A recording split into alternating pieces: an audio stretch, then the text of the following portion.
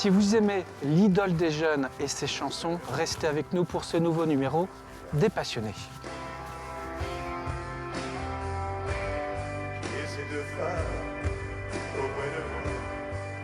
Qui es-tu, Jean-Marie? Je m'appelle Jean-Marie Milot.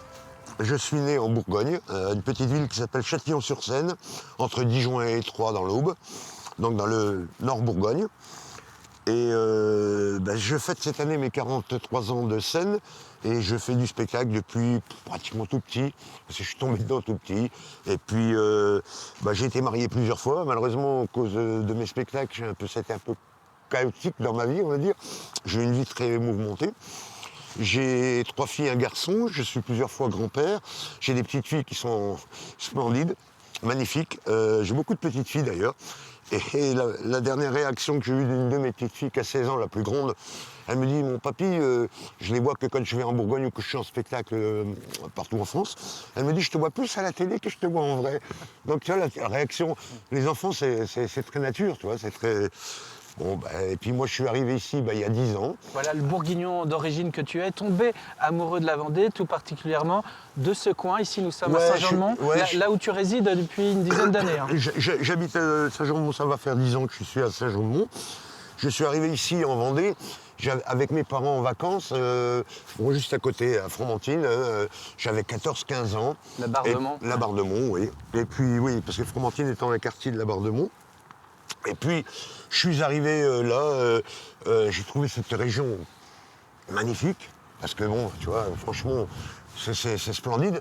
J'aime la Vendée, mais je ne veux pas être enterré en Vendée, je vais être enterré avec mes parents au village, j'ai un petit village en Bourgogne, et puis je repartirai en Bourgogne, mais le jour où je repartirai, ça sera pour le définitif.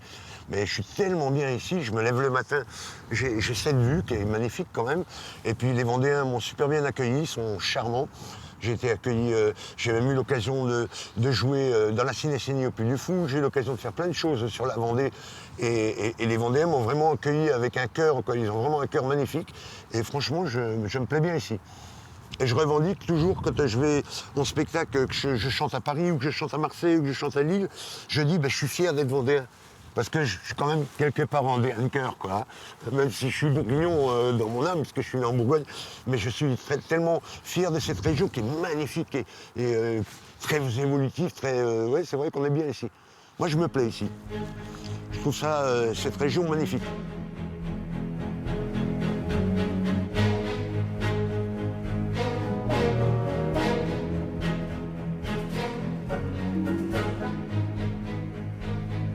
Jean-Marie, on t'appelle aussi Johnny Guitare, et ça, Jean-Marie, c'est ton nom de scène parce que depuis longtemps, toi, tu interprètes non seulement les chansons de ton idole, Johnny, et tu es considéré, comme d'autres, parce que tu n'es pas le seul en France, on est beaucoup, oui, tout à fait. Comme le sosie de Johnny Hallyday. Oui, voilà, et ce nom m'a été donné, alors, parce que, évidemment, quand je suis arrivé, j'ai fait des concours de sosie, ce qu'on appelle. Donc j'avais fait un concours pour l'émission de TF1 de Christophe de Chavannes, et à l'époque, le chauffeur de salle me dit « C'est quoi votre nom ?» Je dis « Je m'appelle Jean-Marie, je chante du Johnny. » Et je suis le seul qui est arrivé avec une guitare électrique, tu vois, à l'émission de télé. Et le chauffeur de salle, c'était Tariq Boudalek, l'acteur. Mais il n'était pas acteur encore à l'époque, et chauffeur de salle pour TF1. Et il me dit, on va t'appeler Johnny Guitare, je joue la guitare, et puis c'est devenu comme ça Johnny Guitare. Et c'est resté. Et ta passion pour Johnny, elle remonte à quand, toi? Oh, depuis tout petit, parce que maman avait plein de disques de Johnny. Alors Johnny, ma mère était fan de Johnny. Moi, j'ai toujours été attiré par le strass, les paillettes. Pourquoi, je sais pas. Quand j'étais le peu que je suis allé à l'école, on me disait « Tu veux faire quoi quand tu seras grand ?» Il y en a qui voulaient être pompier, il y en a qui voulaient être gendarme, il y en a qui voulaient être médecin. Et toi? Et moi, je disais « Non, j'aimerais bien être directeur de cirque ou avoir un cabaret. » Tu as d'ailleurs travaillé dans le cirque. J'ai travaillé dans le cirque. Tu étais même magicien. J'étais magicien au cirque, j'étais clown. J'ai travaillé avec la famille Zavata, j'ai travaillé au cirque d'hiver Bouglione. Avec l'intermédiaire de TF1, quand j'ai fait l'émission des sosies, ils m'ont dit on va vous faire rencontrer Johnny. Donc j'ai rencontré Johnny au Stade de France. J'ai eu l'occasion de le rencontrer 4 fois dans ma vie. C'était un grand monsieur. J'étais comme un gosse qu'on lui donne un jouet, tu vois, le genre de... Et puis, mon premier spectacle s'appelait Johnny Guitare, toute la musique que j'aime. Et puis quand Johnny est décédé, malheureusement, en paix à son âme, j'ai dit je vais rendre hommage à ce grand monsieur. J'ai monté un spectacle qui s'appelle Johnny Guitare chante la légende, parce que Johnny était une légende avant d'être décédé, c'était déjà une légende. Alors dis-moi Johnny, toi qui es le sosie de Johnny Hallyday, est-ce que tu te prends parfois, il t'arrive de te prendre pour l'idole des jeunes? Ah non, pas du tout. Même sur scène, parce Non. que tu interprètes Alors, ces chansons. Si tu veux, je me considère comme un acteur. C'est-à-dire que dans ma vie, je suis Jean-Marie. Hein. Voilà, bon, les gens m'appellent Johnny, c'est un fait. Mais quand je rentre sur scène, je me mets dans la peau du personnage et là, je représente Johnny. Mais je fais un rôle d'acteur, si tu veux, à la base. Il représente quoi Johnny Hallyday pour toi? Pour moi, c'est un peu toute une vie. Pour moi, c'est comme tous les fans de Johnny. Je pense Johnny, c'est considéré comme un dieu.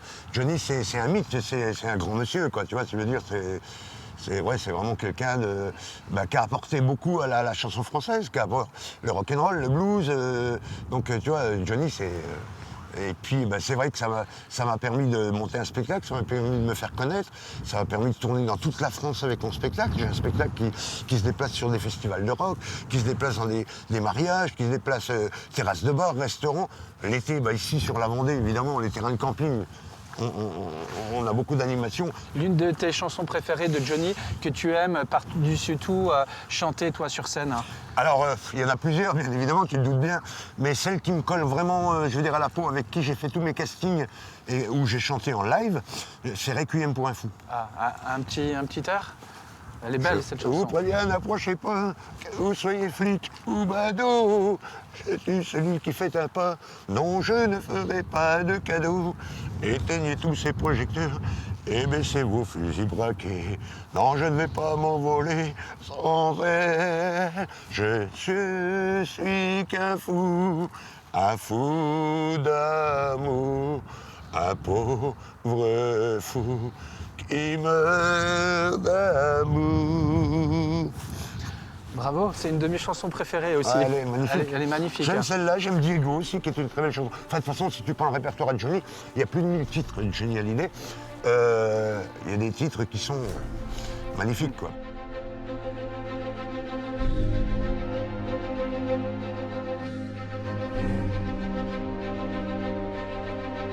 Quand on est, Johnny, comme toi, passionné par ce chanteur, qu'on incarne aussi comme tu le fais, Oui.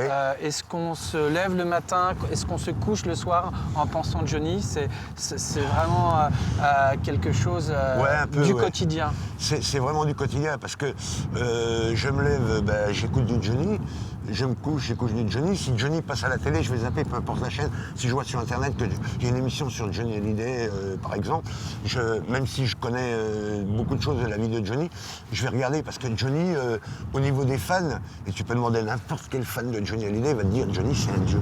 J'ai eu l'occasion de le voir au Stade de France et la réflexion que m'a faite Johnny, qui me restera toujours dans ma tête. Parce que vous avez parlé un peu. Ouais, on n'a pas très longtemps parce qu'après il montait sur scène. Il m'a dit j'en ai marre de te voir. Je dis, ah bon, qu'est-ce que j'ai fait? Il m'a dit, c'est pas ça, mais quand je me regarde, j'ai l'impression je te regarde, je me vois dans la glace. Et donc c'était sympa. Et dernièrement, j'avais rencontré en Vendée Michel Drucker, qui était venu faire son spectacle. Et Drucker, il m'a dit, vous avez failli me faire pleurer parce qu'il ressemblait vraiment à Johnny. Vous savez que j'ai pleuré quand Johnny est décédé, c'était mon ami. Et quand un monsieur comme Drucker vous dit ça, Voilà. c'est le summum, quoi. Est-ce que tu voudrais bien, Johnny, nous faire un petit morceau de Diego, libre dans sa tête? Oui. Ça me ferait très plaisir. Ah oui, c'est vrai. Là, sans musique, c'est un peu compliqué. Hein. Diego, libre dans sa tête, derrière sa fenêtre, s'endort peut-être. Quel est ce pays où frappe la nuit la loi du plus fort? Oh Diego, libre dans sa tête, derrière sa fenêtre, s'endort peut-être. Merci À Johnny. capella, c'est pas facile. Mais bravo.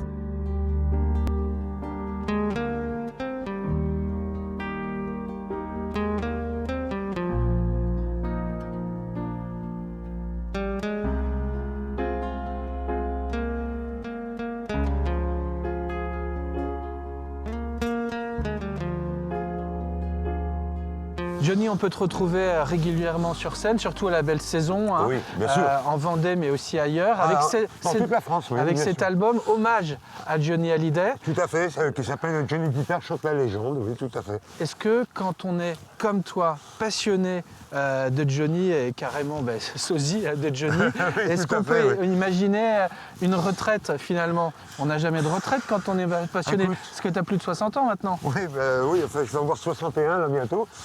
Mais non, moi je ne songe pas à la retraite parce que tu vois, tu prends des messieurs comme Aznavour et bien d'autres. Hugo Frey, 94 ans, il est encore sur scène. Moi, tant que je pourrais monter sur scène et avoir la force de chanter, je chanterai, quoi. Après la retraite, ça va pour le mec qui a bossé toute sa vie dans des métiers un peu durs, tu vois, des carrières un peu dures. Mais bon, nous, on a du stress pendant 2 heures. Bon, il faut préparer les spectacles. Mais moi, je ne me vois pas en retraite. Je suis en retraite, je suis foutu. Je préfère chanter. Merci Johnny en tout cas de nous avoir fait partager ce moment avec toi autour de ta passion pour, Merci à vous. pour l'idole des jeunes. Alors on peut te suivre hein, sur tous les réseaux sociaux, Bien sûr, oui. suivre Facebook, tes spectacles. hein. Instagram, je mets toutes mes dates de spectacle, mes tournées dans toute la France. Parce que je bouge vraiment dans toute la France. Mais mon point de chute est la Vendée quand même, et ça j'en... Merci beaucoup Johnny. rien. Et puis nous on se retrouvera naturellement bientôt pour un autre numéro avec un autre passionné. Ce sera toujours sur Télé Vendée. TV Vendée.